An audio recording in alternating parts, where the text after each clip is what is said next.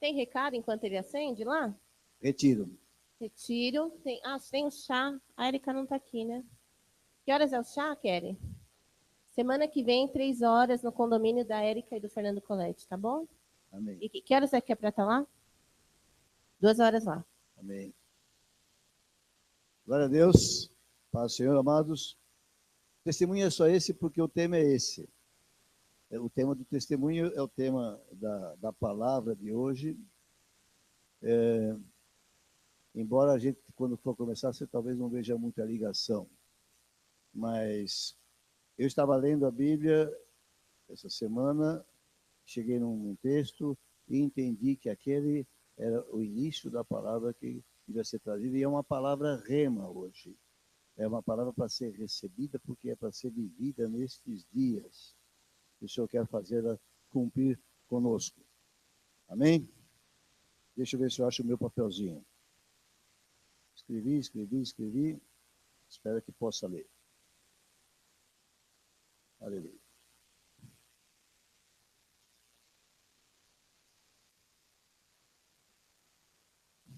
Vamos orar só um instantinho. Pai amado, em nome de Jesus, estamos na tua presença. É solene estar na tua presença. O Espírito Santo está aqui, a sua palavra vai ser aberta, que ele nos ilumine, nos dirija na palavra, para que também o Senhor fale, através desta palavra, a cada um neste lugar. Que o Senhor promova uma motivação e um mover do Espírito Santo, de acordo com ela, Pai.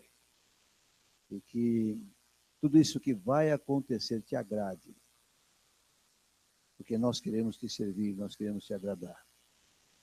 Recebe, Senhor, esta meditação, traz o fogo do Espírito para ela, Senhor, para que haja realmente um mover no meio do teu povo, em nome de Jesus. Amém? Eu estava lendo Esdras capítulo 1, mas eu vou começar de Daniel, porque uma coisa puxa a outra. Eu não sei quantos perceberam, mas Esdras capítulo 1, os 2 primeiros versículos, são os mesmos versículos de Crônicas 36. Os 2 últimos versículos de 2 Crônicas 36. Mas isso é só um detalhe. Há uma repetição ali. Daniel 9:2.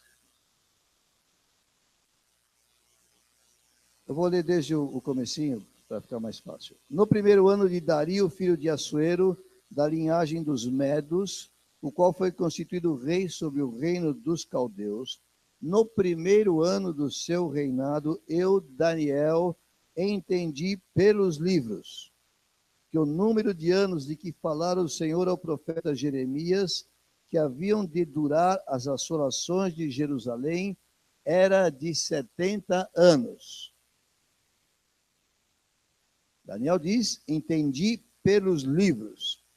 Era a parte da palavra de Deus disponível naquela época na mão do profeta. Ele entendeu, e eu entendo lendo aqui, embora eu não tenha feito a linhagem do tempo, a cronologia exata, que quando ele entendeu pelos livros, devia estar muito próximo de completar esse tempo de 70 anos. Porque por causa dessa leitura, Daniel começou a orar a Deus. O tema da oração é arrependimento pelos pais, confissão, reconhecimento que Deus era justo no que estava fazendo, que era um castigo sobre o povo de Deus, mas na verdade o Senhor veio lhe trazer mais revelação em cima daquilo que ele estava dizendo. No capítulo 9, verso 24, veio a resposta. E era o homem Gabriel, na verdade o anjo Gabriel, fala algumas coisas aqui, e no verso 24 fala, 70 semanas estão determinadas sobre o teu povo e sobre a tua santa cidade, para fazer cessar a transgressão, para dar fim aos pecados, para expiar a iniquidade, para trazer a justiça eterna, para selar a visão e a profecia, e para ungir o santo dos santos. Esta é uma profecia sobre o que viria a acontecer depois do fim dos 70 anos do cativeiro babilônico, e da assolação de Jerusalém, quando Jerusalém começasse a ser recomposta, começaria a contar um tempo até a vinda do Senhor. Sabe e entende, diz ele no verso 25, desde a saída da ordem para restaurar e para edificar Jerusalém, até ao ungido, que é o Messias, ao príncipe, 7 semanas e 62 semanas. As praças e as circunvalações se reedificarão, mas em tempos angustiosos. E no verso 26, depois das 62 semanas será morto ou ungido, e já não estará. E o povo de um príncipe que há de vir destruirá a cidade e o santuário, e o seu fim será num dilúvio, e até o fim haverá guerra. Lembre-se, havia uma reconstrução da cidade que estava assolada, mas agora se fala de uma nova destruição. Desolações são determinadas. E finalmente, no 27, ele fará firme aliança com muitos por uma semana. Na metade da semana fará cessar o sacrifício e a oferta de manjares. Esse é aquele que iria destruir a cidade. E sobre a asa das abominações virá o assolador, até que a destruição que será determinada se derrame sobre ele. Agora vem uma outra destruição, não sobre a cidade, mas sobre aquele que é a figura do anticristo que está sendo descrita aqui. 70 semanas de anos são mencionadas no verso 24. E a ordem para restaurar e edificar Jerusalém é o sinal do começo da contagem de 7 semanas mais 62, que dão 69. Na 69ª semana, o ungido será morto. É a crucificação de Jesus. E depois, há um tempo que não está determinado na Bíblia, onde vai começar a rolar uma 70ª semana, a semana de número 70, que seria da tribulação e da grande tribulação. É interessante, porque eu estava lendo Esdras, e Esdras fala exatamente da ordem para reedificar o templo e os muros da cidade de Jerusalém. Então eu vou agora para Esdras. Vocês estão bem localizados? Aqueles que são novos na igreja não devem desanimar, porque você fala, puxa, eu não entendo essas coisas, eu não conheço esses tempos. Você vai aprender. Mas, enquanto isso, você pega o tema que eu vou trazer, porque eu não estou muito preocupado que você decore a história, mas que você receba a palavra que é rema para esta noite. A palavra rema é aquela palavra verdadeira da palavra bíblica, palavra de Deus, e que vem atender a nossa vida nos tempos de hoje. Vem nos dar também direção. Ok? Eu não vou ler o Crônicas, mas já disse que em Crônicas, os versículos finais estão falando a mesma coisa que Esdras 1. No primeiro ano de Ciro, rei da Pérsia, para que se cumprisse a palavra do Senhor por boca de Jeremias, despertou o Senhor o espírito de Ciro, rei da Pérsia, o qual fez passar pregão por todo o seu reino, como também por escrito. Ele mandou apregoar, como é que chama essas pessoas que iam pelos arautos, a notícia, mas também mandou passar por escrito, dizendo: assim diz Ciro, rei da Pérsia, o Senhor, Deus dos céus, me deu todos os reinos da terra e me encarregou de lhe edificar uma casa em Jerusalém de Judá. Interessante essa figura de Ciro. Este rei é uma pessoa singular. Ele fala coisas aqui que são espantosas para nós, porque ele não era descendente de Abraão. Mas diz ele que o Senhor Deus dos céus está se referindo ao Deus que Abraão conhecia. Me deu todos os reinos da terra.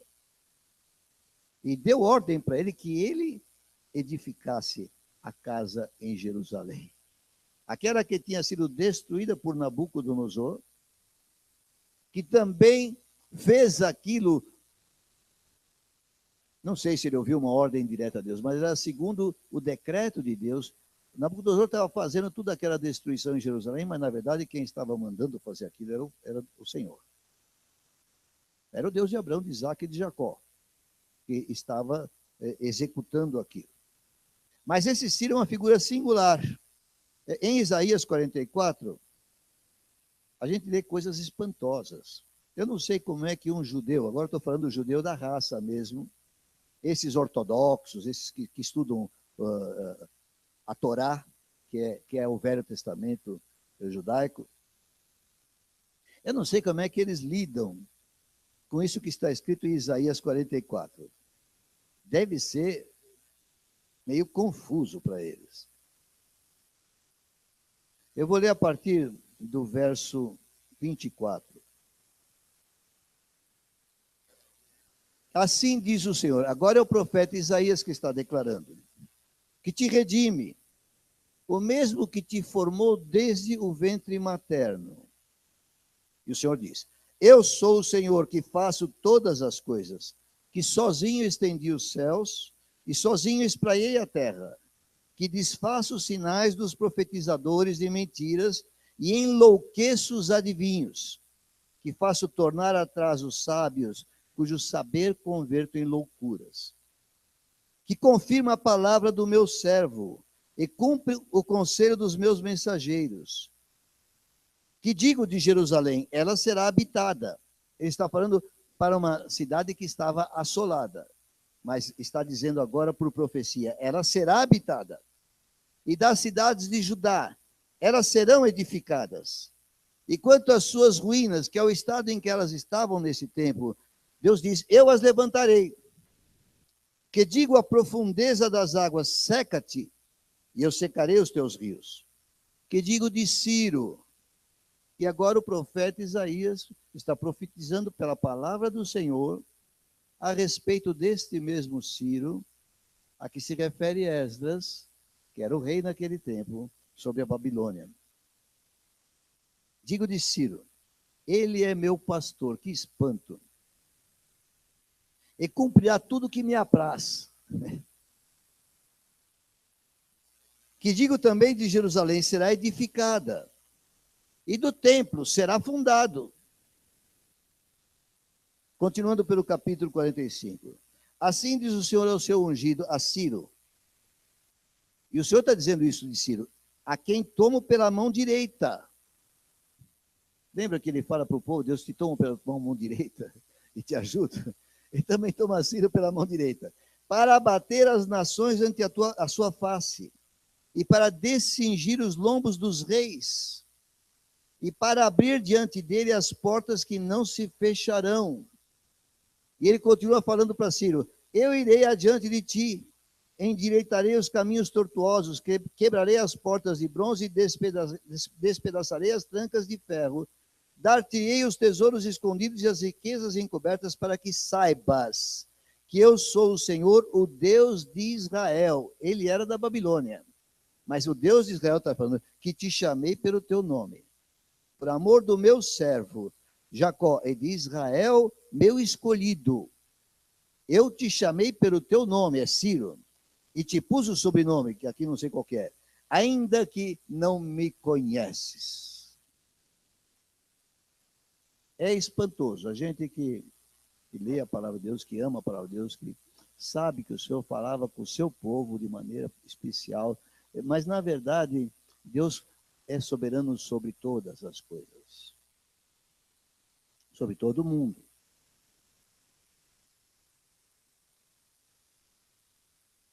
Então, eu não creio que Ciro tenha lido isso, mas de alguma forma ele recebeu a revelação do Senhor. De repente pode até ter lido, mas eu acho que ele não tinha esse rolo de Isaías disponível para ele lá. Por isso que eu acho que o Senhor lhe deu revelação sobre esta ordem de reconstruir Jerusalém. Até aqui é o quadro histórico. Vocês entenderam? Se alguém tem alguma dúvida cruel e que seja fácil de resolver, a gente pode completar alguma coisa, se você quiser perguntar. Senão vamos tocar para frente. Porque quando eu estava lendo para frente, é que essas coisas me vieram, como palavra para trazer hoje. Quem dentre vós, verso 3 de Esdras 1, Quem dentre vós é de todo o seu povo?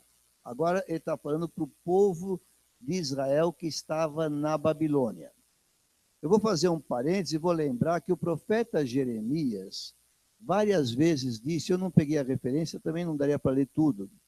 Várias vezes ele disse que aqueles que estavam restando em Jerusalém, já depois de vários cercos sucessivos à cidade, disse, olha, é melhor vocês se entregarem àqueles comandantes da Babilônia, que veio por ordem de Nabucodonosor, se entreguem a ele e vão com ele para a Babilônia, e quando vocês estiverem lá, trabalhem firme, trabalhem duro, porque o Senhor vai abençoar vocês lá. Tem os seus filhos lá. O Senhor vai abençoar vocês lá, porque é a vontade dele que vocês vão agora em cativeiro. É interessante, porque mesmo quando Deus dá um cativeiro, permite um cativeiro, melhor dizendo, ainda assim o Senhor não deixa de olhar pelo seu povo. E a bênção do Senhor estava sobre o seu povo lá. Eles não acreditaram, mas muitos foram, ainda que não acreditando, foram empurrados, foram carregados em fila lá para o cativeiro da Babilônia. Então, a esses agora, Ciro está se dirigindo. Quem dentre vós é de todo o seu povo, seja seu Deus com ele, e suba a Jerusalém de Judá, e edifique a casa do Senhor, Deus de Israel. Ele é o Deus que habita em Jerusalém. Bom, vocês sabem que Jerusalém foi escolhida por Deus para ser a casa de Deus, mas vocês sabem que Deus não habita em templos edificados por mãos humanas, mas Deus escolheu para lugar da adoração do seu povo, Jerusalém, e também o templo que Salomão edificou ali. Então ali Deus era adorado. Mas quando fala aqui, o Deus que habita em Jerusalém, é Ciro que está falando. E aqui eu quero ensinar uma coisinha para você que talvez muitos não tenham aprendido. Este é um conceito cultural da época. Os povos acreditavam que para cada região havia um Deus comandante, vamos chamar assim. Ali era a terra daquele Deus. Por isso que eles achavam que os deuses deles estavam valendo também, porque a terra era dele. Mas Ciro já entendeu que era o Altíssimo. Mas ele usa uma expressão cultural que era comum naquele tempo. É o Deus que habita em Jerusalém.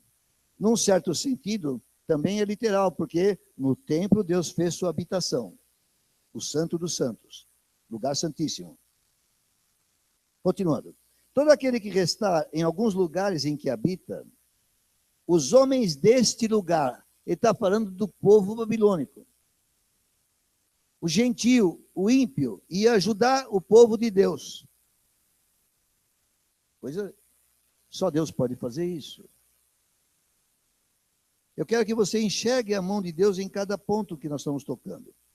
Os homens desse lugar o ajudarão com prata, ouro, bens e gado. Afora as dádivas voluntárias para a casa de Deus, a qual está em Jerusalém. Eu queria salientar essa expressão, dádivas voluntárias. Repita comigo, dádivas voluntárias. Se você se lembrar de quando o povo foi libertado do Egito, e quando eles saíram, a mesma coisa aconteceu. Os egípcios deram das suas riquezas.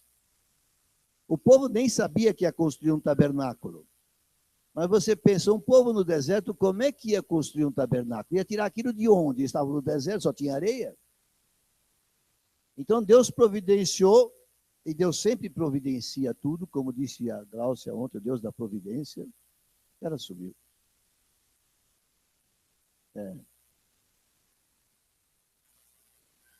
O Deus da providência. Então, já preparou tudo para que eles pudessem construir o templo no deserto, que era o tabernáculo, aquela tenda.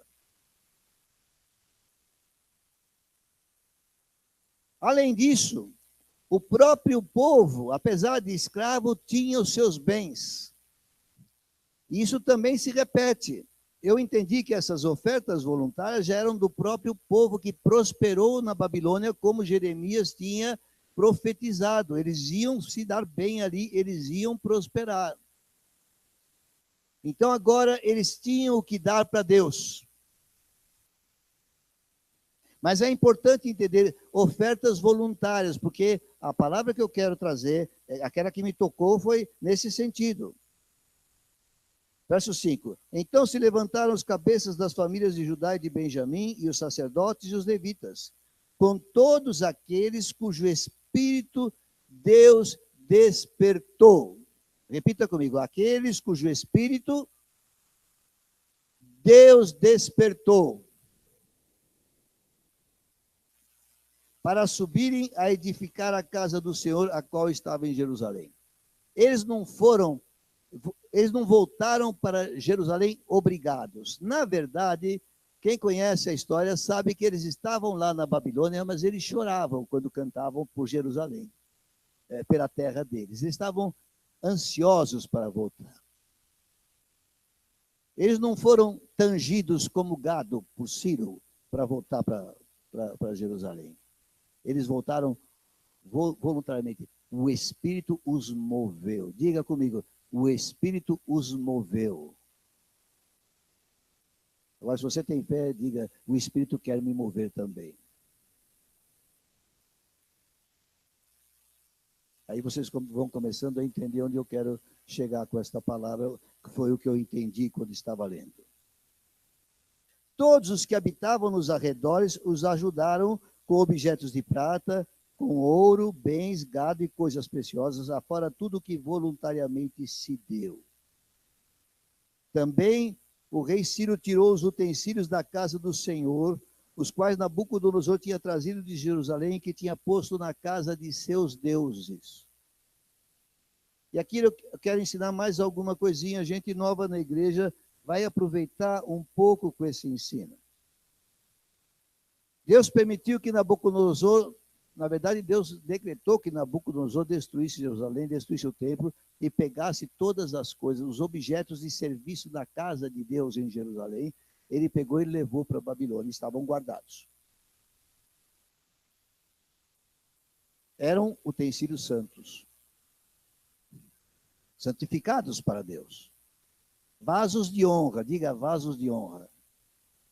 Hoje eu estou com esse diga porque eu quero fixar alguns pontos na cabeça de vocês.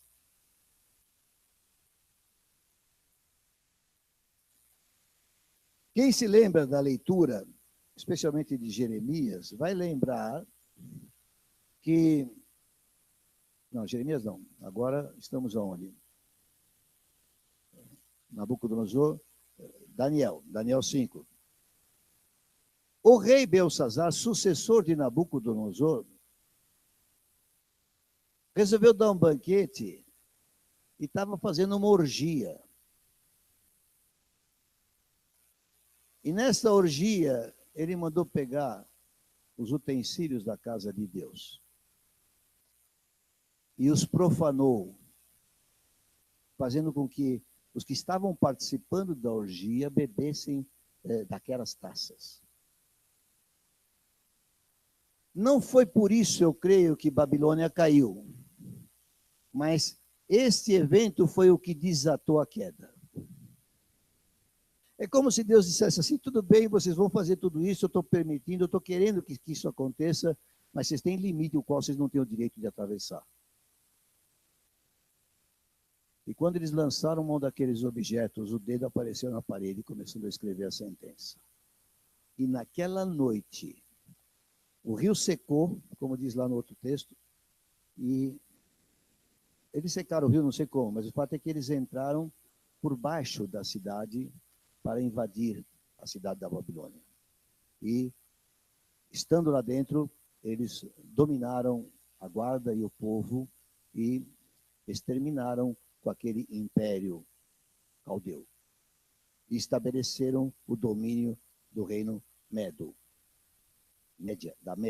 Medo, que depois se tornou Medo-Persa. Né? Mas isso já é história, não interessa muito. Onde é que eu estava? É interessante aqui, eu vi uma outra coisa.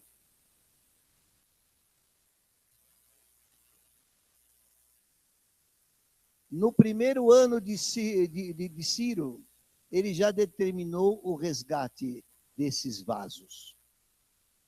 e ele determinou que esses vasos iam voltar para o lugar original, para o templo. E eu enxerguei uma coisa aqui e escrevi. Mas antes disso, eu quero comentar alguma coisa no verso 4. Eu vejo no verso 4, as dádivas voluntárias, o começo do sopro do Espírito Santo. Havia ali um fervor, ofertas voluntárias. Havia um espírito que foi despertado. Havia dádivas voluntárias. E havia ajuda voluntária. Havia um grande mover do coração das pessoas para fazer aquilo que Deus havia determinado. E antes de chegar aqui nesse assunto dos vasos, eu vou a Ezequiel 37. Porque quando eu estava lendo, foi irresistível, meu pensamento voou para Ezequiel 37. A pregação não é sobre Ezequiel 37. Muita pregação é feita em cima disso, todas elas muito abençoadas. Mas aqui, o que eu enxerguei, porque para mim, primariamente, toda profecia tem duas visões, uma mais próxima e uma mais longínqua. Ezequiel 37, quando fala de vale de ossos secos, proximamente está falando a situação de Judá e de Jerusalém. Era um vale de ossos secos. Vale de ossos secos. Ela estava totalmente destruída. Cemitério. Então, quando se fala de Ezequiel 37, Deus está falando de um reavivamento, de um reviver. Vamos ler um pouquinho e ver até onde eu chego. Eu vou ler de 1 a 3 primeiro. Veio sobre mim a mão, estou em Ezequiel 37. Veio sobre mim a mão do Senhor, e ele me levou pelo Espírito do Senhor, e me deixou no meio de um vale que estava cheio de ossos, e me fez andar ao redor deles. Eram muito numerosos na superfície do vale, e estavam sequíssimos. Então me perguntou: filho do homem, acaso poderão reviver estes ossos? Respondi: Senhor Deus, tu o sabes. É interessante, Ezequiel estava no exílio. Não exatamente em Babilônia, ele ficava numa fortaleza. Agora eu não estou com a memória toda desses dados de onde ele estava, mas ele estava exilado. Mas agora estava vendo uma visão de vale de ossos sequíssimos, cemitério. E Deus provoca. Profeta, meu profeta, podem reviver esses ossos? Ele fala: bom, o que vou dizer? O senhor sabe. O senhor tem o poder de fazer, o senhor sabe. Então, do 4 em diante, disse-me ele: profetiza a esses ossos e dize-lhes: ossos secos, ouvi a palavra do Senhor. Assim diz o Senhor Deus a estes ossos: eis que farei entrar o Espírito em vós, e vivereis. Porém tendões sobre vós, farei crescer carne sobre vós estenderei pele, porém em vós o Espírito, e vivereis, e sabereis que eu sou o Senhor. Agora Ezequiel fala: então profetizei segundo me for ordenado. Enquanto eu declarava a palavra de Deus, que é isso que ele diz, enquanto eu profetizava, houve um ruído, um barulho de ossos que batiam contra ossos e se ajuntavam, cada osso ao seu osso. Olhei, e eis que havia tendões sobre eles, e cresceram as carnes, e se estendeu a pele sobre eles, mas não havia neles o Espírito. Então ele me disse: profetiza ao Espírito, profetiza ao Filho do Homem, e diz: assim diz o Senhor Deus: vem dos 4 ventos, ó Espírito, e assopra sobre esses mortos, para que vivam.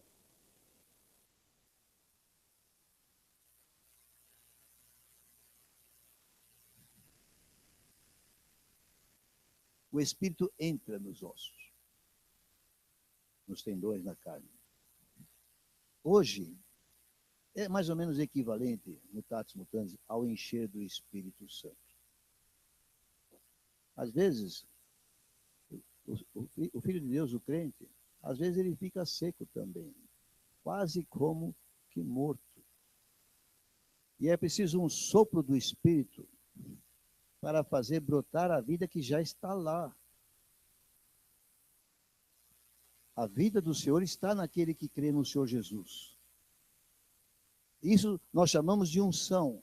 Este revigorar que o sopro do Espírito traz. Eu já estou fazendo a aplicação do texto. Hoje, esse revigorar é importante. Nos versos 6 a 8, Deus movimentou Ciro. E Ciro declarou a palavra. Deus soprou o Espírito sobre o povo de Deus lá na Babilônia. E a vida e a restauração das coisas, naquele primeiro momento, se operaram a partir daí. Agora eu vou voltar um pouquinho lá onde eu estava em Esdras. É rebelde. Mas vai ser trazido de volta.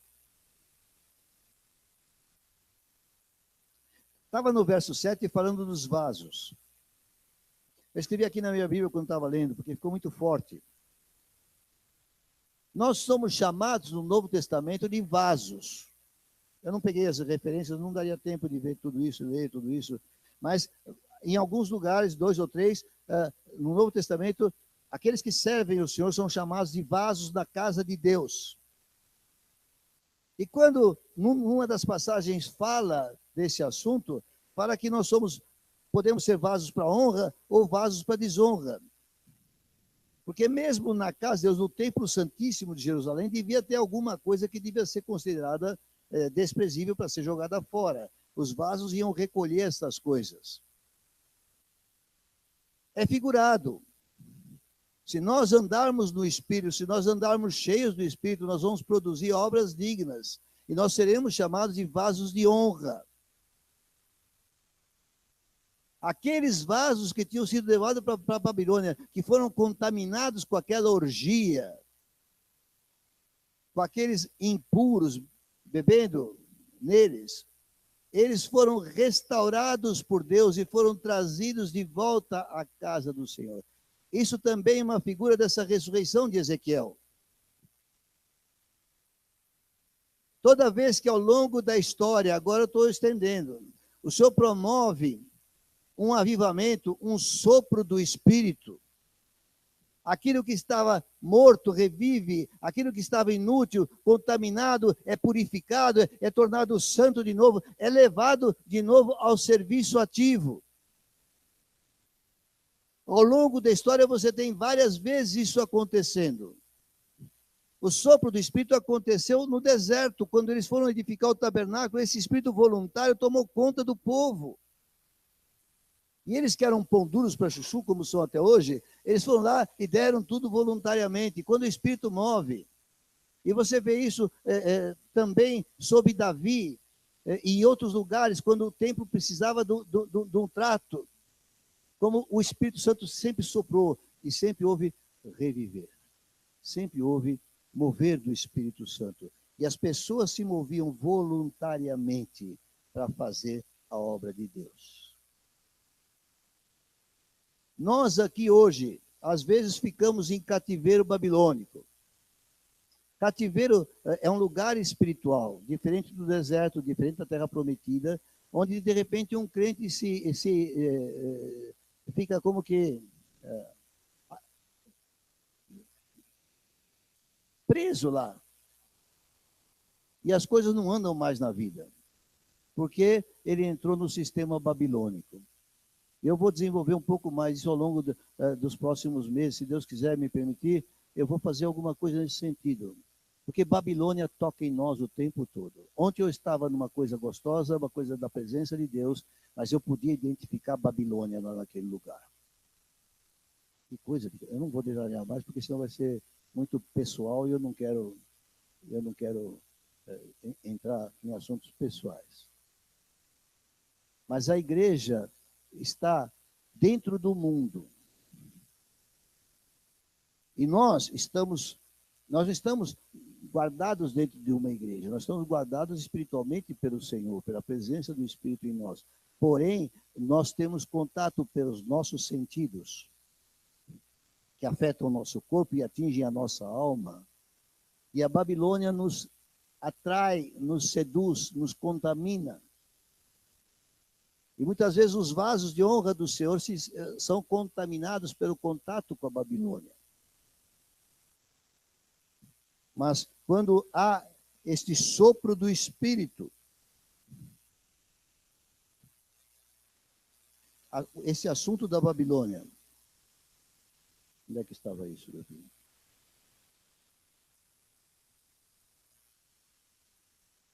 Este sopro do Espírito resgata o vaso para tornar útil de novo. Você, se eventualmente estiver numa situação em que você se sente amarrado, preso, porque você se envolveu com coisas e não sabe como se livrar delas, eu quero dar uma notícia a você: quando o sopro do Espírito chega, a unção despedaça o jugo e você pode ser restaurado à plena utilidade de um vaso de honra na casa de Deus. E o objetivo dessa palavra hoje é profética, como já alguém me confirmou aqui, e veio me dizer, se não me engano foi a irmã, você veio exatamente na veia. Eu sabia que ia profetizar hoje, porque algumas pessoas vão ser chamadas a se mover. Eu espero que muitas. Mas algumas para sair de Babilônia, eu espero que não muitas, porque eu não creio que muitos aqui estão na Babilônia. Mas contatos ligeiros, sutis, quase imperceptíveis, todos nós temos. Não adianta dizer, porque todos nós estamos sujeitos à contaminação babilônica.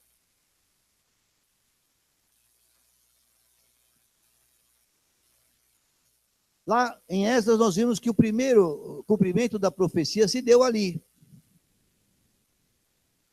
O povo voltou e começou a reconstruir o templo, houve problemas, depois voltou o povo com Neemias, começou a reconstruir os muros, houve problemas, mas no fim houve vitória e tudo foi feito. O Espírito fechou a obra ali. Mas há um segundo momento do cumprimento da profecia de Ezequiel. Esse é mais tarde. Vai acontecer ainda, antes do retorno do Messias. Mas hoje nós estamos no intermédio. Nós estamos no tempo intermediário. E somos nós que temos que nos haver com isso.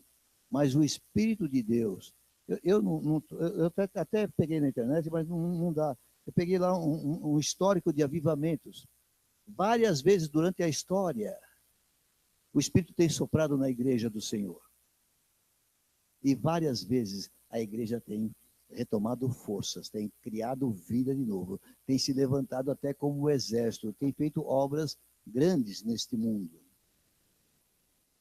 E aqui eu estou chegando naquilo que eu enxerguei quando li tudo isso. E hoje, fala-se muito nas igrejas de visão. Usa-se até Abacuque 2. Convido você para ir até lá, que é um livro mais dificinho de achar, mas se você está com esses negócios eletrônicos, aí não tem dificuldade nenhuma, né? Hoje, hein? Abacuque. É antes de Sofonias. Depois de Naum. Hein?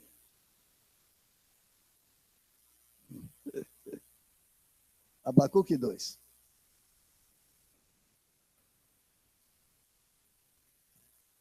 Eu vou ler um e o 2. Por-me-ei na minha torre de vigia, colocar-me-ei sobre a fortaleza e vigiarei para ver o que Deus me dirá e que resposta eu terei à minha queixa. O Senhor me respondeu e disse: escreve a visão, grava sobre tábuas, para que a possa ler até quem passa correndo. Esse é um hábito antigo. Quando o povo atravessou o Jordão, na entrada da Terra Prometida, o que Moisés ordenou que fizessem? Pegassem as pedras e erigissem, mas que escrevessem também, para marcar a passagem, que passaram a seco aquele lugar. Então você faz marcos, você põe placas. Então hoje é muito usado pelas igrejas dizer: escreve a visão para o teu povo saber. Às vezes eu penso que o povo da Água da Rocha perdeu um pouco a visão. E aí penso, e como eu tenho um arquivo chamado visão, talvez alguém confunda e acha que aquilo é a visão. É que quando você começa a escrever sobre a visão, você vai pondo tudo que você sabe, que você entende sobre a igreja, o que ela faz, o que não faz. Então, fica um calhamaço.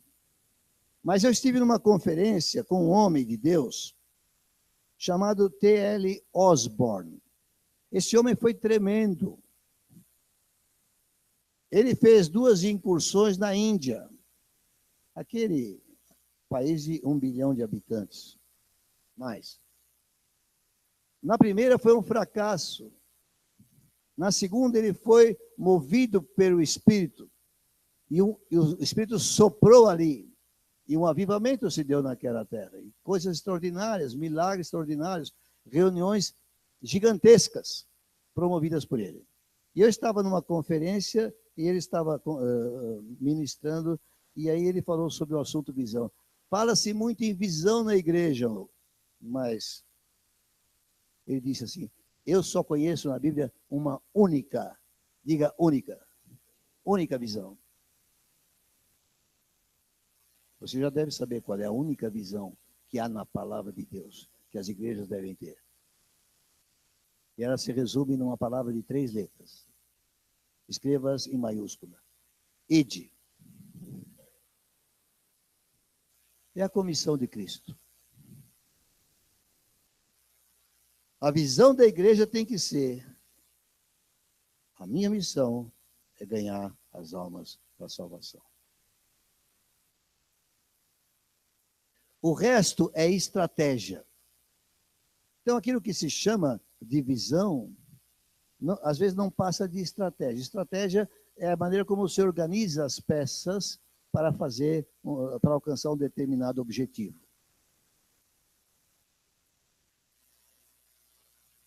E aí isso me levou a refletir um pouco sobre esse assunto de estratégia. Você se lembra dessa expressão, observar a nuvem? Muitos talvez não conheçam, gente nova. Números, capítulo 9, se não me engano, deixa eu ver aqui. 9. Fala do que é essa história de nuvem. Não se aflijam, nós estamos fechando o assunto.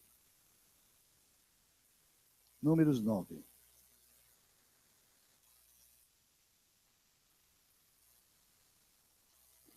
Eu vou ler os versículos 15 até o 17. Você lembra que eu falei do tabernáculo, o templo no deserto, aquela tenda? No dia que foi erigido o tabernáculo, a nuvem o cobriu. Deus punha uma nuvem em cima do tabernáculo. Em outros lugares da Bíblia fala que a nuvem de dia servia como proteção. Ela trazia sombra do calor do sol. E à noite ela servia como luz, direção, coluna de fogo.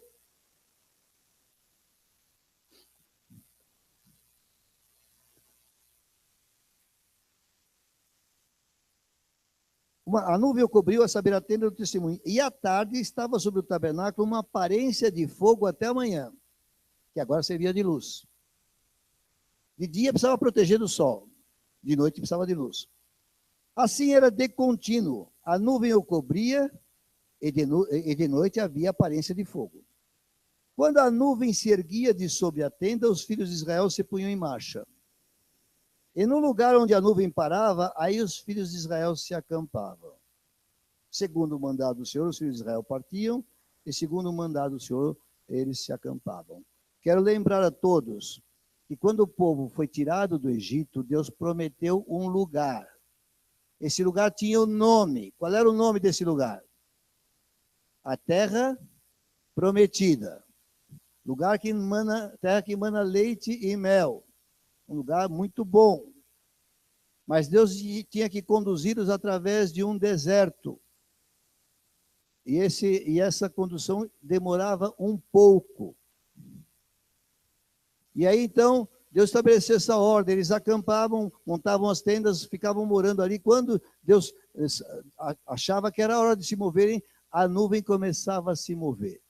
A nuvem começou a se mexer, já era sinal. Tocavam trombetas, tinha uma série de coisas que faziam no acampamento, mas aí partiam e iam para outro lugar. Mas aí você diz assim, mas que raio de direção de Deus é essa que leva eles para um deserto e os faz caminhar por 40 anos seguindo uma nuvem? Vocês acham uma coisa inteligente isso? Vocês respondam com sinceridade.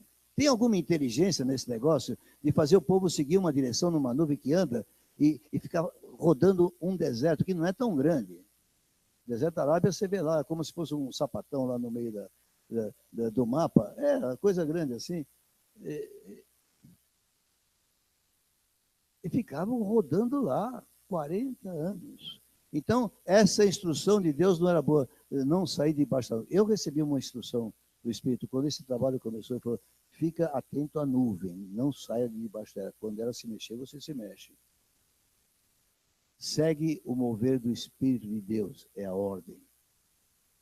Mas eu quero dizer para você, como disse quinta-feira, dei uma entradinha nesse assunto,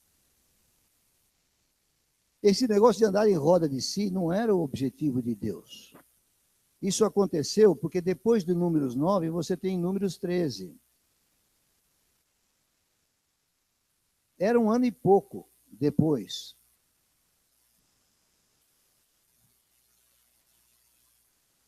Aqui está escrito assim, disse o Senhor a Moisés, envia homens que espiem a terra de Canaã, que eu hei de dar aos filhos de Israel. E de cada tribo de seus pais enviareis um homem. Então, mandou espias, foram espiar a terra prometida. Voltaram, só 2 disseram que era o lugar onde deviam entrar. Os outros todos infamaram a terra. A incredulidade os impediu de obedecer a Deus. Por causa da incredulidade, rodearam no deserto, debaixo da nuvem, durante 38 anos. E não é sadismo de Deus. E alguém pode falar, foi o castigo deles. Não é bem que foi o castigo, é que Deus tinha dito, vocês não vão entrar na terra prometida. E Deus não queria exterminar o povo. Então, aqueles que tinham menos de 20 anos sobreviveram, porque eles não eram responsáveis pela decisão. E mais os que nasceram nesses 38 anos, eles puderam entrar na terra prometida. Então, Deus teve que fazer o povo ficar andando no deserto 38 anos, até que eles morressem naturalmente. Porque Deus não quis exterminá-los. Misericórdia de Deus. Então, nós só devemos considerar como direção para o povo de Deus o tempo entre o Sinai e Cádiz Barneia, que é quando essa nuvem estava lá. Cádiz Barneia é o lugar que eles não entraram. Não sei se vocês entenderam, os que são novos aí, acho que deu para entender. Deus ia levá-los direto lá, em menos de 2 anos, porém, por causa da desobediência, da infidelidade, eles ficaram no deserto até que a geração seguinte pudesse entrar na terra prometida. Então não é a nuvem que falhou, quem falhou foi o povo. A nuvem era boa. Às vezes a gente precisa explicar essas coisas, parece uma perda de tempo, mas eu creio que cada um de vocês, como eu também, quando lê a Bíblia, fica meio em dúvida. Que raio de andar debaixo de nuvem? Tem um lugar que Deus fala assim, né? Ele fala assim, já rodeastes muito esse monte. Quando Deus fala isso, são 38 anos que já tinham transcorrido. E quando Deus fala, chega de ficar dando volta no monte, era a hora que ele começou a levá-los de novo para entrar. Amém?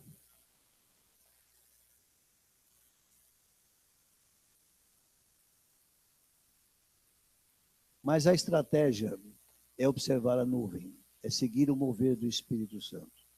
Hoje, nós temos um alvo, e agora nós estamos chegando finalmente.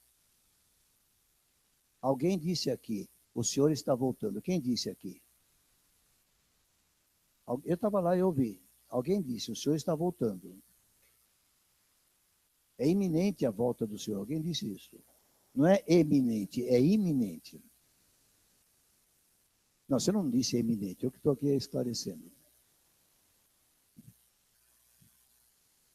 Quantos acreditam que o Senhor está voltando? Vou dar aqui uma outra notícia histórica para que vocês entendam um pouco.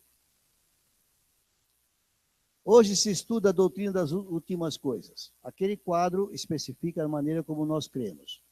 Nem tudo ali eu aceito como está ali, especialmente no comecinho há algumas dúvidas ali. Mas a parte final, eu creio que expressa o ensino bíblico sobre a volta do Senhor, sobre os tempos, os últimos tempos. Esse estudo não havia no tempo da decadência do catolicismo romano. E ele não foi estudado a fundo no começo da Reforma. O objetivo da Reforma era trazer o povo de volta à palavra e à salvação pela graça por meio da fé, independente das obras humanas. Então, restaurando o ensino sobre o Messias, sobre a salvação. E mais tarde começou-se a estudar a doutrina das últimas coisas. Houve mais luz na palavra, não foi nova revelação, mais luz na palavra já escrita. Ao ponto de crentes fervorosos no estudo serem ridicularizados. Porque lá para trás, antes de 1948, antes da Primeira, da Segunda Guerra, eles diziam, o povo de Israel vai voltar a ser nação lá na Palestina. Todo mundo achava isso absolutamente impossível. E eles foram ridicularizados. Mas eles entenderam pelos livros que essa restauração era necessária para preparar o terreno para a volta de Jesus. Ninguém sabe por que nem como uma tal de Organização das Nações Unidas resolveu restaurar uma nação de Israel na Palestina, contra tudo e contra todos. Até hoje, na história, ninguém explica por que os homens resolveram fazer aquilo. Quero notificar vocês que o Brasil também apoiou isso. Contra o que hoje faz. Contra o que hoje faz. Então, aqueles que estudavam a Bíblia eram chamados de lunáticos. Eles tiveram a aprovação histórica de que eles estavam falando a verdade. Porque Jesus volta lá e põe os pés lá no Monte das Oliveiras. E põe os pés na nação de Israel, que já existe hoje, mas não existia. Por que eu disse isso? Porque se a volta de Jesus é iminente, se você estivesse em 1900, você ia falar, tem muita coisa que não aconteceu ainda. Então não dá para Jesus voltar. Israel não está lá. Hoje não se pode dizer isso. E, amados, quando você começa a dar uma olhada no que está acontecendo, agora não estou falando de política brasileira, estou falando do que está acontecendo no mundo.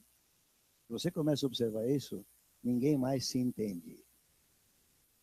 Há uma confusão generalizada. Quando caiu a União Soviética, eu falei, bom, como é que é isso? A Bíblia fala que eles vêm do norte. Pensava-se que era a Rússia e os satélites. Mas agora eles enfraqueceram a tal ponto que não vão fazer mais nada. De repente, em poucos anos, querido, parece que a coisa está virando. A Rússia começa a ganhar força, não econômica, mas militar ela ainda detém. E está assustando. Falam hoje numa nova possibilidade de guerra nuclear. Não sei se você tem ouvido, não quero assustar ninguém. Porque também eu não preciso ficar assustado, porque quem controla o mundo é o Senhor.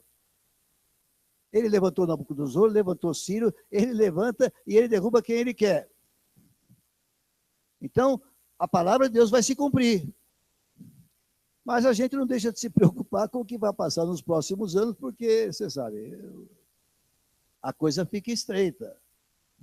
Eu era criancinha, 7 anos, 6 anos, quando meu pai vivia no Brasil, no tempo da guerra, da Segunda Guerra. E sofremos aqui, porque houve escassez, houve muita dificuldade. Então, o povo todo sofre quando essas coisas acontecem. Mas eu estou dizendo isso para enfatizar. Segundo a própria pastora Isis, que esteve aqui, ensinou, não precisa acontecer mais nada para que o Senhor volte. do ponto de vista histórico, de cumprimento profético, nada mais precisa acontecer. O cenário está todo preparado. De modo que a visão da igreja precisa ser retomada. O mover para hoje, na minha visão, é ide. Não dá mais tempo de edificar grandes coisas.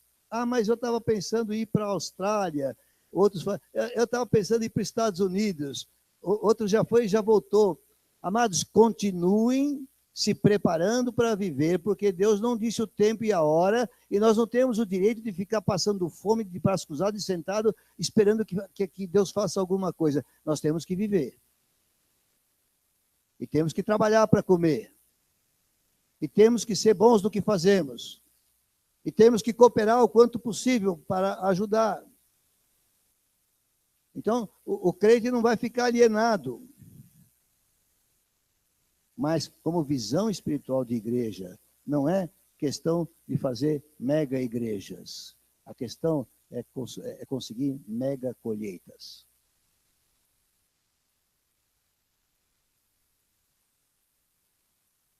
O Espírito está soprando nesses tempos aqui, neste lugar, como já foi dito algumas vezes e como está sendo visto.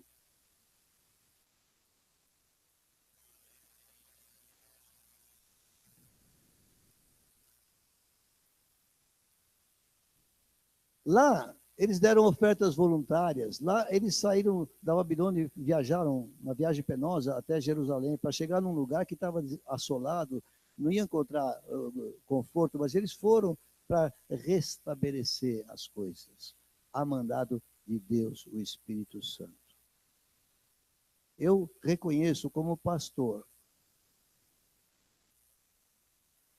Eu vou dizer uma coisa para você entender o que eu quero falar aqui. E não quero falar de mim, eu quero falar de uma coisa que eu vi acontecer. Muito tempo atrás, porque eu ainda tinha 30 e poucos anos. Então, muito tempo atrás. Dei uma risadinha, pelo menos para... O pastor da minha igreja disse para mim assim: eu vejo que você está crescendo espiritualmente, Deus está fazendo alguma coisa com você. Eu estranhei um pouco. Eu não sou perfeito, nunca fui. Eu, às vezes, achava que o pastor não era lá essas coisas. E quando ele falou isso, eu falei, puxa, como é que ele pode ter olhos? Porque eu sabia o que Deus estava fazendo, influenciando a minha vida. Coisas que talvez algumas ele não conhecesse, mas outras ele já via. Eu fiquei, puxa, este é o homem de Deus, ele está enxergando o que Deus está fazendo. Pelo que aconteceu comigo depois, eu vi que ele realmente estava declarando palavra de conhecimento sobre o que estava acontecendo. E eu quero dizer da mesma forma aqui, que eu vejo muitos aqui, vou repetir, muitos aqui, cujo coração está se tornando cada vez mais caloroso. Quase dá para ver a chama de fogo em muitos. Eu reconheço o mover de Deus em muitas pessoas aqui. Algumas ainda um pouco envolvidas com Babilônia, algumas um pouco aqui e ali, mas eu enxergo que Deus está soprando o seu espírito, como soprou sobre aqueles ossos secos. E a gente olha muitas cadeiras vazias e não tem muita disposição de receber uma palavra como essa, mas eu não estou preocupado com as cadeiras vazias, assim como o profeta não devia se preocupar com os ossos secos, eles estavam lá sim. Como você vai ter uma experiência de revivificação como aquela do Vale dos Ossos Secos se você não tiver os ossos secos? Alô? Por que vocês estão com cara triste? Ah, está parecendo cemitério. Não está, mas se você tem essa impressão, querido, é aí que Deus traz vida. Se tivesse lotado, podia ser expressão de vida, mas podia não ser, porque às vezes lotado também não significa fervor espiritual.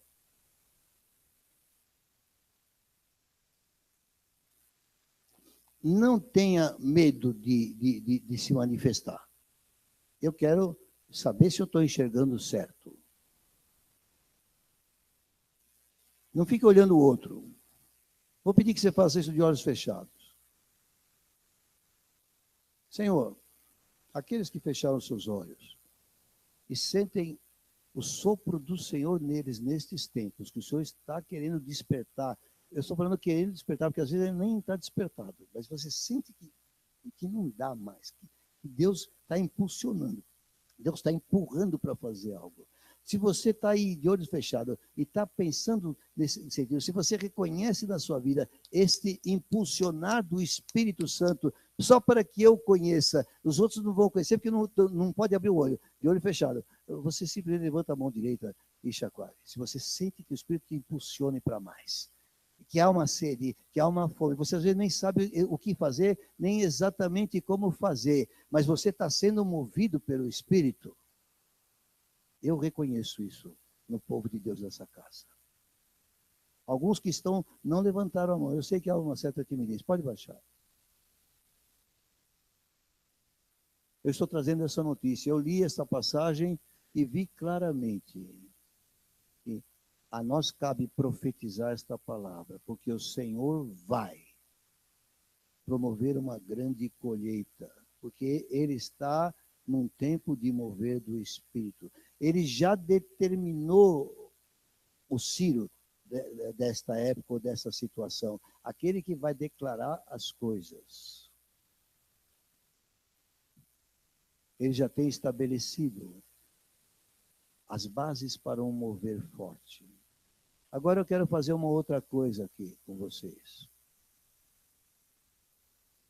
Hoje tem menos cadeiras vazias que outro dia. Não sei se a contagem vai ser isso aqui.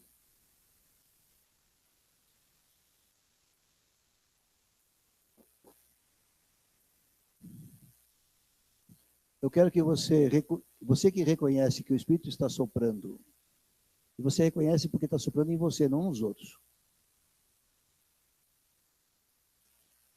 Que você se mova no mover do Espírito neste lugar. Agora. Agora. E declare profeticamente as coisas. Pai, em nome de Jesus, eu peço que o teu Espírito agora traga as mentes e os corações. Pessoas que já estiveram aqui ou que nunca estiveram. Ou ainda pessoas que eles nem conheçam.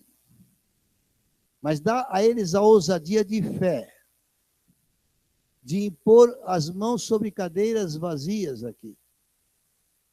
Aquelas que estão ao seu lado, ou outras, até aquelas empilhadas.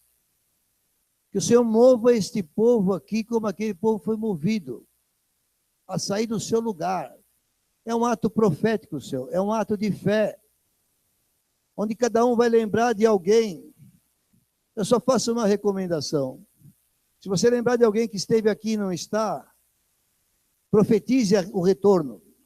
Mas nós não queremos tirar pessoas da igreja. Se as pessoas estão estabelecidas num lugar, não profetize essas. Deus pode trazer também, mas não é o nosso objetivo. Ficar dirigindo a vida das pessoas, porque de repente estão num lugar porque Deus me levou para lá e acabou. Deus sabe, Deus é soberano, eu não vou brigar com Deus. Mas aquele que você sabe que está desgarrado,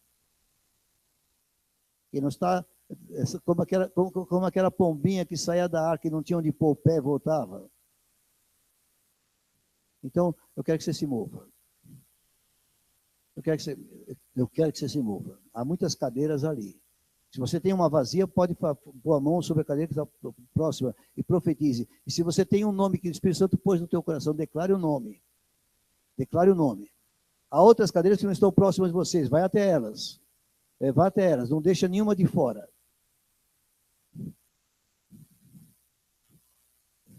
Porque se essas cadeiras têm que ser ocupadas por pessoas, Deus só pode usar o seu povo neste lugar, e nenhum outro.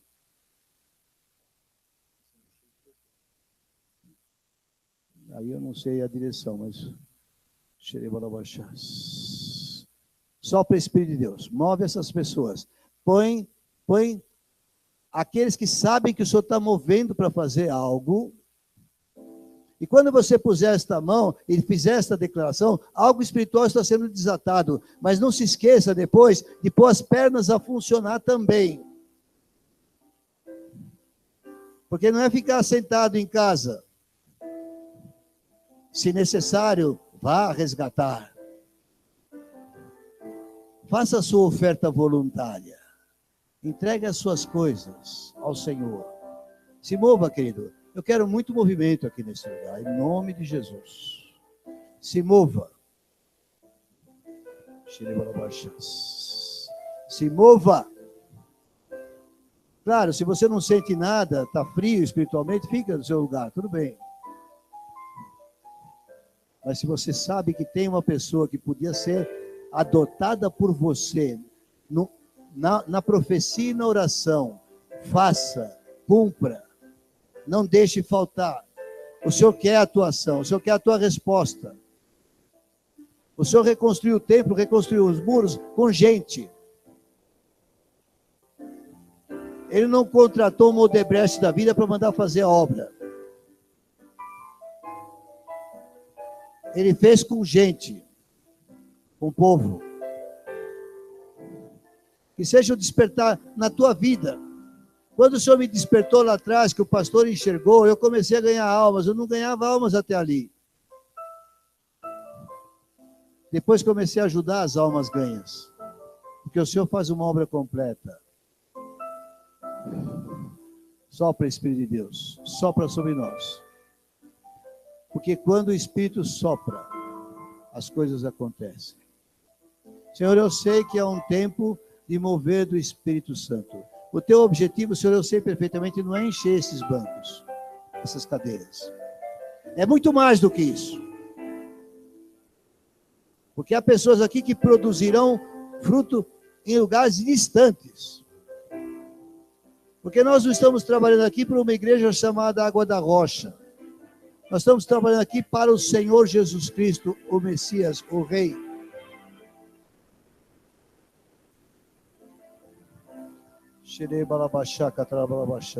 Senhor, eu estou pregando aquilo que o Senhor pôs no meu coração, aquilo que eu creio. Eu creio nisso. As confirmações são muitas. Eu louvo ao Senhor por isso. Opera, Senhor. Opera uma grande vitória nesse lugar. Opera um avivamento nesse lugar, Pai, em nome de Jesus. O irmão Elcio falou de uma imposição de mãos, de uma unção. Eu não sei a que grupo destinar isso, que tipo de desafio fazer. Fala, Francisco.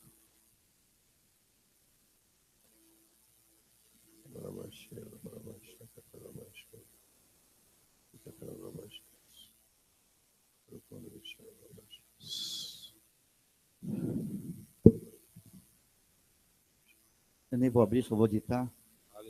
O Elcio, hoje cedo, ontem, Deus deu uma palavra, e hoje cedo Deus mandou fazer, baseado na palavra de Ageu, quando ele diz que viria, ainda abalaria todas as nações. E disse que trabalhai, Zorobabel, Josadaque e todo o povo trabalhai, porque essa é a aliança que fiz convosco, quando tirei da terra do Egito. O meu espírito está no meio de vós. É isso. Deus tem compromisso com a sua igreja no seu espírito. E logo seguido, depois da Ageu, tem Zacarias, capítulo 4, 6, diz, não é nem por força, nem por violência, é pelo meu espírito. Ontem, quando eu fui lá no hospital visitar o teu irmão, e Deus mandou, eu fui lá para ungir ele, o Senhor diz, não, entrega o azeite na mão dele, e manda ele levar o azeite, e ungir a porta da sua casa, ungir a sua cama, ungir porque eu vou me fazer presente. Amém. E quando eu chego esse o Senhor diz, unge a cabeça de todo o meu povo, porque eu serei por cabeça, nunca falte o óleo sobre a tua cabeça. Quando o pastor falou de ungir, eu entendi, Deus falou, manda o povo passar e deita azeite, porque está escrito em Isaías 10, 27, que há de acontecer naquele dia, por causa do azeite, todo jugo e todo o peso será despedaçado. E Deus disse que ia trazer coisas novas, quebrar cativeiro, aleluia, e dar livramento. Vai para Deus de ontem à noite, mandou fazer hoje, que Deus ia trazer coisas novas, quebrar cativeiro Amém. e dar livramento. Amém. Essa palavra. Tá? É isso que Deus está fazendo. Pessoas imediatamente vão ser curadas. Deus vai tomar pessoas do Espírito e eles trabalharem. E quando eu cheguei hoje aqui, o Senhor confirmou uma visão que eu tive pela segunda vez nesse dia de hoje. Eu vi 7 cântaros de azeite. E é costume Deus mostrar cântaro de azeite. Mas só que esses cântaros de azeite, os 7, pegava fogo, como tochas. Sabe aquela tocha olímpica? Aquele coisa? Era daquela forma. E pegava fogo. E o Senhor disse para mim assim: profetiza, que eu vou batizar ainda hoje. Eu não mudei. Eis que estou aqui para batizar com fogo e poder. E quando cumpri esta palavra, o Senhor disse: unja cada testa, do menor ao maior. Amém. Porque vai confirmar a palavra de Hebreus 8:10. Amém. Essa aliança confirmarei com a casa de Israel. Eu mesmo imprimirei as minhas palavras no seu coração e na sua mente. E ninguém ensinará o seu próximo. Conhece o Senhor, porque todos me conhecerão, do menor ao maior. Eu usarei de misericórdia e não me lembrarei dos seus pecados, da sua iniquidade. Eles serão o meu povo e eu serei o seu Deus. Deus está firmando uma aliança com essa sua última geração. Na prova de Ageu 2 diz: a última casa, é o último tempo, é o último fôlego, é a última colheita, é a última geração, é o último exército a guerrear. E Deus deu toda essa palavra que está sendo ministrada aqui, Deus deu de manhã lá. Literalmente esta. E Deus está confirmando. E o Senhor tinha falado cedo: estou levantando os atalaia e estou tocando trombeta em Israel para levantar um exército para marchar sobre a terra. Amém. Só que não um exército mancando, não um exército campegando, não um exército ferido, não. Vou restaurar as feridas, vou tirar do cativeiro, vou tirar da Babilônia, vou tirar do cativeiro e vou devolver as suas terras. Ei, calabadai. Deus vai devolver a dignidade, Deus vai devolver a herança do filho pródigo, vai fazer a festa na casa. É hora do retorno, é hora da restauração, Amém. É hora de, Amém. aleluia, reedificar os muros, fechar as brechas, e edificar o altar do Senhor. Amém. Queridos, eu estava tímido. Eu li essa palavra de Ageu também em casa. E pensei também em Zacarias, que foi citado aqui. Mas achei que não devia aumentar muito o volume da informação. Mas também pensei, vamos fazer alguma coisa, fazer esse povo andar, se movimentar. Eu falei, é muita cena que a gente faz. E aí eu fiquei tímido, achei que não. Mas agora eu vejo a confirmação que vem do Senhor. Mas eu vou fazer assim. Aqueles que sabem que o fogo está neles, e não tenha medo, olha lá, ele pensa que é muito. Não tenha medo do julgamento dos outros. Se você sabe que aqui o Espírito está movendo você simplesmente vai passar aqui. E eu quero que vocês sejam o rastilho, aquele que vai começar a puxar. Tímidos e indecisos, a vir também passar para receber a unção. Porque este fogo é para atingir todo esse povo nesta casa. E não só quem está presente, mas aqueles que estão ausentes também. E vou ficar só eu assim, não é porque eu menospreze a unção dos demais. É que eu quero que vocês façam essa caminhada. Em nome de Jesus. Aqueles que sabem que o Senhor já está movendo, vão passar aqui em fila e vão continuar circulando pelo salão. Busque a direção de Deus. É nessa ordem, da minha esquerda para a direita. Vão passando, vão passando. Isso aqui equivale a uma unção. Nossas mãos estão cheias de azeite, que derrame sobre as suas cabeças, Espírito Santo de Deus. E que esses que estão passando possam colar em outros. Se o Espírito Santo te dirija a dar a mão para algum e trazê-lo para cá, faça isso em nome de Jesus. Faça isso em nome de Jesus. Se você sente que deve puxar outro, você estando passando aqui, você está dizendo: Deus, eu estou pronto. Deus, eu quero. Espírito de Deus, eu quero. Espírito Santo, eu vou. Receba em nome de Jesus. Aqui não é tanto uma unção de cair, é uma unção de mover-se no Espírito, no poder de Deus, em nome de Jesus. Vai passando, vai passando, vai passando. Vamos mais rápido. Não tem muita gente na igreja, mas tem bastante. Então, vai passando. Vai circulando, vai circulando. Vai circulando. Em nome do Senhor, toca, derrama. Faz chover azeite sobre essas vidas. Em nome do Senhor Jesus. Faz chover azeite sobre essas vidas. Amado Deus, que se mova como aquele povo. Povo de Deus, eu não esqueci de dizer uma coisa. Se você ler o capítulo 2 de Esdras, você vai ver como havia milhares de pessoas que estavam em Babilônia e que voltavam para Jerusalém. Milhares, muita gente. A gente não mede estas coisas. Quando Deus faz, é muito grande. Sempre é muito grande o que Deus faz. Aleluia. Obrigado, Senhor Jesus. Aleluia. Santo, santo, santo, santo. Eu vou dizer mais uma coisa. Se você reconhece que alguns aqui estão transbordando fogo do Espírito do coração, presta atenção no que eu vou dizer. Se você reconhece que irmãos são cheios do Espírito, estão transbordando, chegue perto deles, peça licença para tocar por um tempo e diga: Senhor, eu quero a mesma coisa para mim. Faça isso sem medo, sem nenhum tipo de resquício de vergonha. Não é o caso. Como disse a irmã, é profético. É profético hoje. Hoje à noite é profético. O Espírito de profecia está sobre este lugar, fazendo isto hoje, em nome de Jesus. Receba, receba, receba, receba. Pode compartilhar um com o outro aí, sim, mas eu não quero que aquele que sente o fogo procure outra pessoa. Eu quero que aquele que quer sentir procure a pessoa que ela sabe que está experimentando. Você que quer sentir, vá àquele que você sabe que está andando no Espírito. E pega um pedacinho, puxa para você, puxa para você, puxa para você. Sim, irmã. Quer passar? Mais uma vez. Receba. Em nome de Jesus. Muito resgate. Palavra resgate. Não é porque é a igreja lá do pastor Francisco ou de Araraquara, mas é resgate de Deus, resgate de vidas. Agora é a Silvia que está na unção. Se você quer pegar um pouco, toque nela. Se você quer pegar um pouco, toque nela. Não é para segurá-la, é para tocá-la. Agora não dá para tocar, ela foi para o chão. Aleluia. Quem sabe ela nos traz uma visão de Deus aí. Porque às vezes a pessoa fica no arrebatamento aí e tem coisas a experimentar.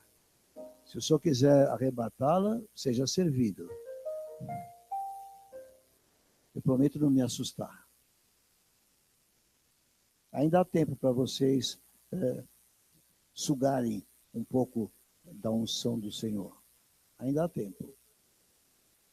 Se o Espírito Santo te move, não negue a ação que o Espírito Santo pede. Feche os teus olhos e busque o Senhor. Toca um pouco do sopra. Não precisa cantar. Se quiser cantar, cante. Sopra essa profecia, essa palavra profética, como naquele vale de ossos secos. Enche esse lugar. Enche esse lugar. Enche esse lugar com a tua presença. Em nome de Jesus. Santo. Santo.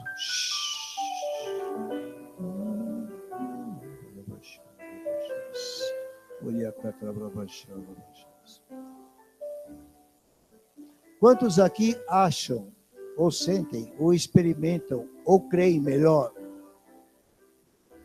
que estavam meio apagados, mas que hoje, por esta palavra e pela unção transmitida, começaram a ter mais? Quantos acham isso?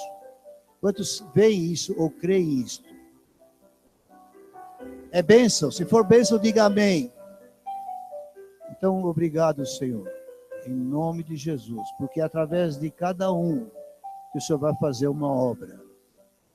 E nós louvamos ao Senhor por isso.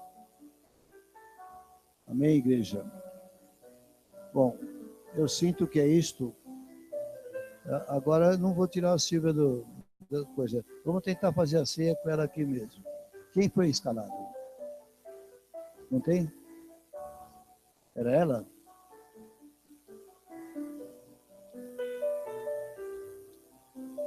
É você que vai fazer a ceia, bem? Quem? Ué, por que eu perguntei e a pessoa não se manifestou? Pois é, perguntei, ele não se manifestou. Amém, Josué.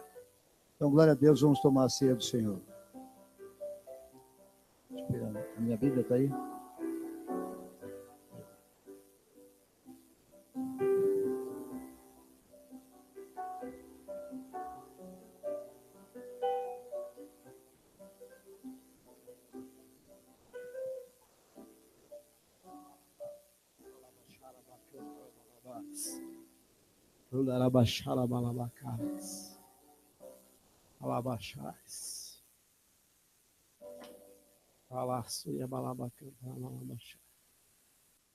Hoje, desde manhã lá no serviço, comentei lá dentro que o Senhor já começava a falar e mover, tocou o coração de uma pessoa que não tem a Deus, mas ela veio e eu percebi que aquela pessoa foi se enchendo, tremendo.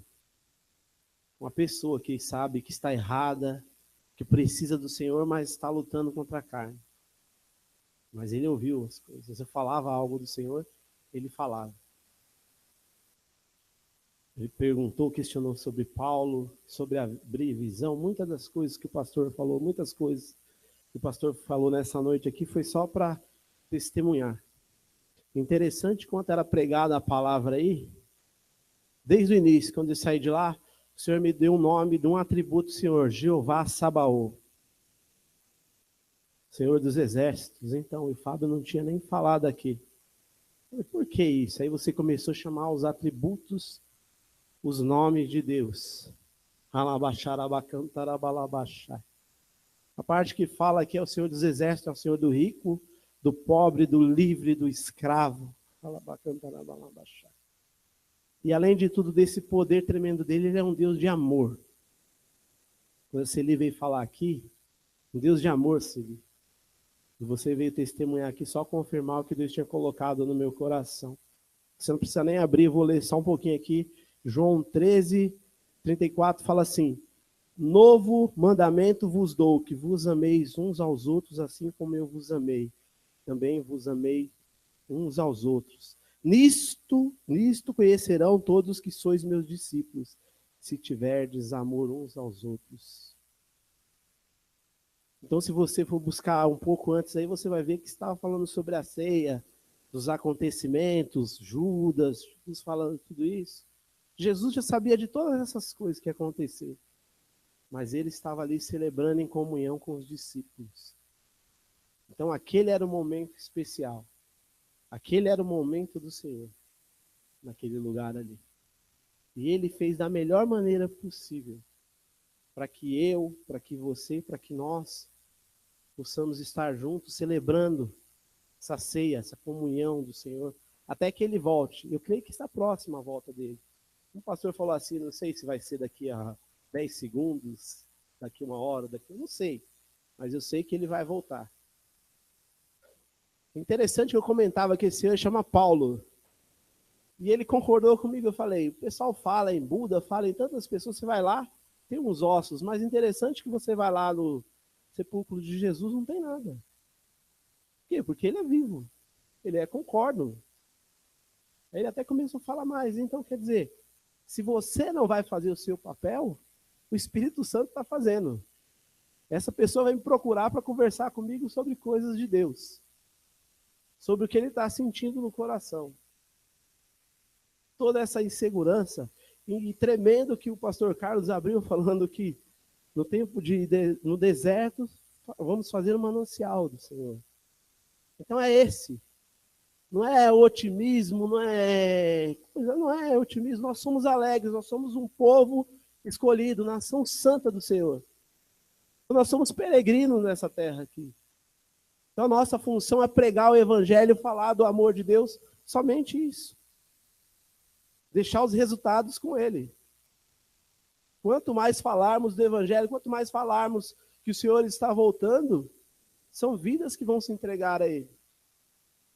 Então, eu quero que nessa noite você não venha somente com essa consciência de que celebração, mas é anunciando a volta do Senhor Jesus. Comunhão. É interessante que nos mandamentos está amar o Senhor acima de todas as coisas e ao próximo como a ti mesmo. Então é amor, é amor, é amor. É amor por cada vida. Você já chegou numa casa assim que você é bem recebido, que a pessoa não sabe o que fazer para te agradar? Não é bom isso? Não é bom? Então o Senhor Jesus é esse anfitrião. Então, nessa noite, pense dessa forma. Pense dessa forma. Venha tomar sua ceia. Venha pensando dessa forma, que o Senhor Jesus vai voltar para nos buscar. E esse amor, você vai sair daqui hoje, você vai ter esse amor no teu coração para falar dele para muitas e muitas pessoas. Para falar do amor, falar, não se preocupe, os resultados é com ele. Tem que falar. Vamos fazer o nosso papel. É interessante que o cântico foi cantado: Senhor, minha alma te dou, meu coração, eu vivo só por ti. Cada passo que dou, cada momento, Senhor, cumpre o teu querer em mim. Começa a pensar aí. O Senhor está cumprindo o querer dele na tua vida? Está cumprindo? Eu creio, hoje eu posso falar que está cumprindo. Porque há uns tempos atrás não dava, puxa, tantas e tantas coisas. Hoje o Espírito me move. Está me movendo. Eu não sei para onde, mas eu sei que ele está me movendo. Então, tome essa decisão nessa noite de vir celebrar o Senhor da melhor maneira possível e deixe o Espírito Santo te mover. Não se espante se as pessoas te taxarem de doido, de pessoa ignorante. Não se preocupe com isso. Faça a sua parte. Faça a sua parte. Esteja presente. Seja a resposta para a vida de muitas pessoas que estão no deserto aí fora, estão tristes. Fala-se que a depressão é o mal do século. Então seja o remédio para essas pessoas aí. Seja o antídoto para essa doença nessa noite. Pense dessa forma. Celebre o Senhor nessa noite.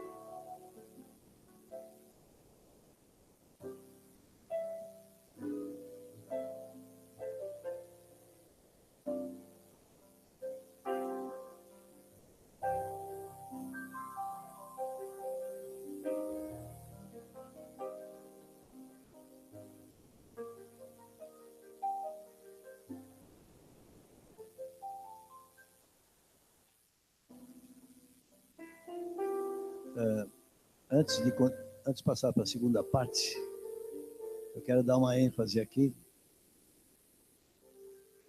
Então, enquanto está se movimentando, se prepara para a segunda parte que a Juju vai trazer aqui.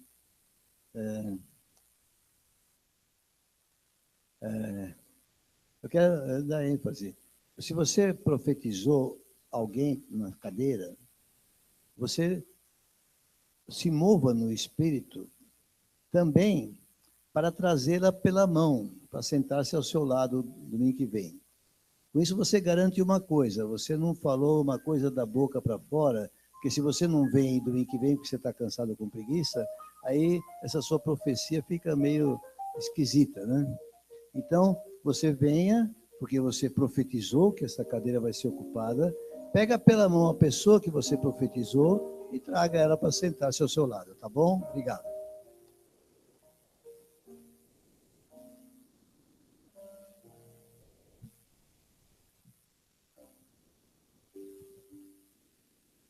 Bom, eu vou ler o livro de Romanos, capítulo 8, versículo 31.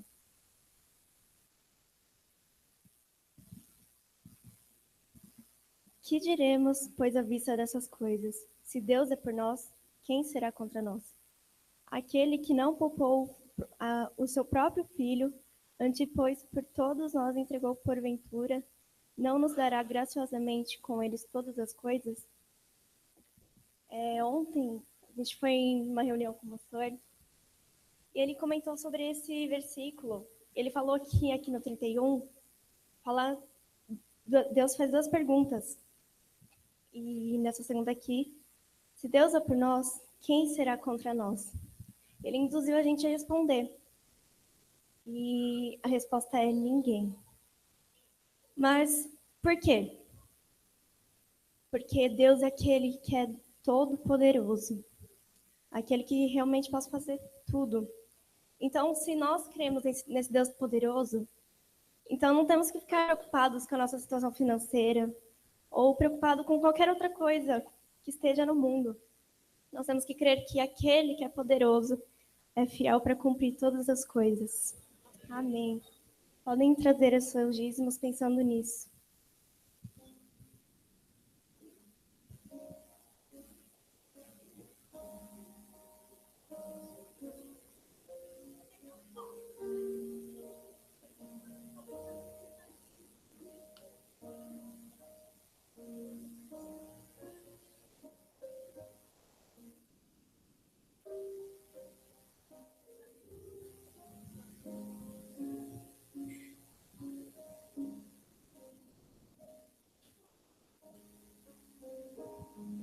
Vamos estender as mãos para orar, agradecer.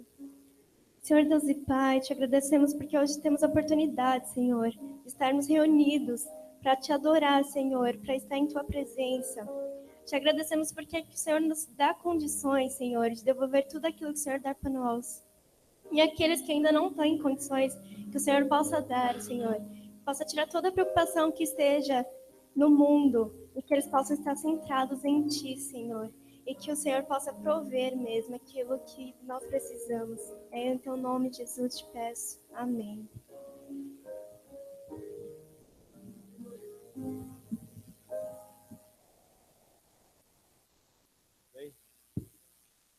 Vamos ficar em pé? Vamos aqui.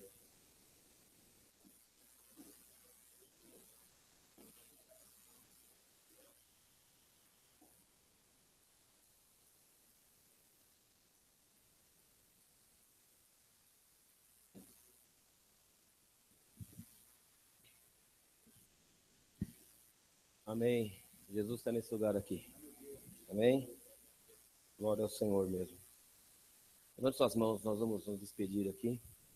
Senhor, muito obrigado por tua presença aqui. Obrigado pela revelação da tua palavra. Queremos nos dispor ao mover do teu espírito em nossas vidas. Não queremos fazer resistência ao Senhor. Queremos ser dóceis ao impulso do teu vento, Senhor. Queremos ser cheios do teu espírito. E queremos pregar o evangelho, Senhor, até o dia que o Senhor voltar. É neste momento que vamos nos despedir. Nós rogamos ao Senhor que o amor maravilhoso do nosso Deus e Pai, que a graça espantosa do Senhor Jesus, que a comunhão do Espírito Santo estejam sobre todos nós aqui, sobre toda a igreja Água da Rocha, sobre toda a igreja do Senhor Jesus pelo mundo, hoje, amanhã, depois, até quando Jesus voltar para nos buscar. Amém e amém. Pode aplaudir ao Senhor. E depois abraçar seu irmão e sua irmã aí.